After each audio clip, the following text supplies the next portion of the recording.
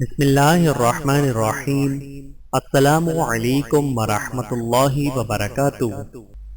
نبی اکرم صلی اللہ علیہ وآلہ وسلم جب نماز فجر میں سلام پھیرتے تو یہ دعا پڑھتے: اے اللہ، میں تجھ سے نفع بخش علم، پاکیزہ روزی اور مقبول عمل کا سوال کرتا ہوں۔ بحوالہ سنن ابن ماجہ، حدیث نمبر 925۔ حرام کمائی سے کیا ہوا صدقہ۔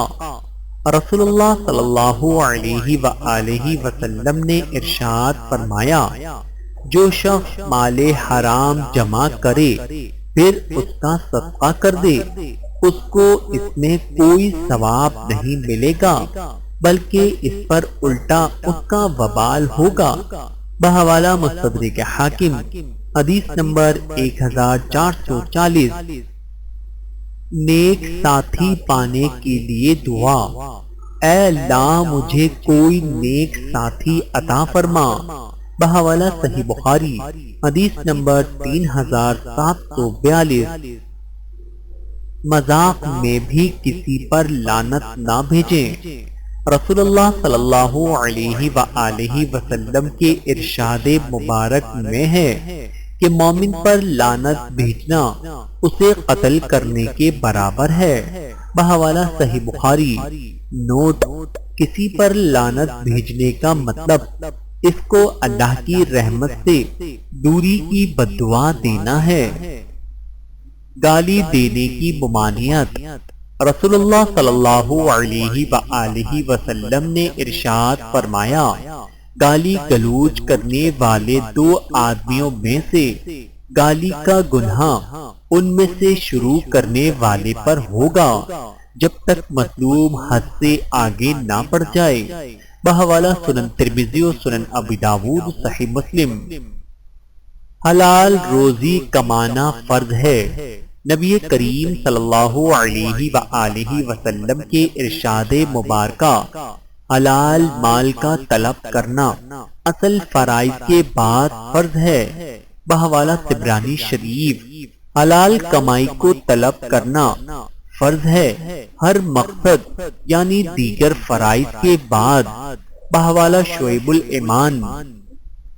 اسلام میں دھوکہ دہی اور ملاوٹ کی ممانعت۔ رسول اللہ صلی اللہ علیہ وآلہ وسلم نے ارشاد فرمایا: جس نے دھوکہ کیا وہ مجھ سے نہیں، یعنی ان لوگوں میں سے نہیں جنہیں میرے ساتھ وابستہ ہونے کا شرف حاصل ہے۔ بحوالہ صحیح مسلم، حدیث نمبر 284۔ وضو کی فضیلت۔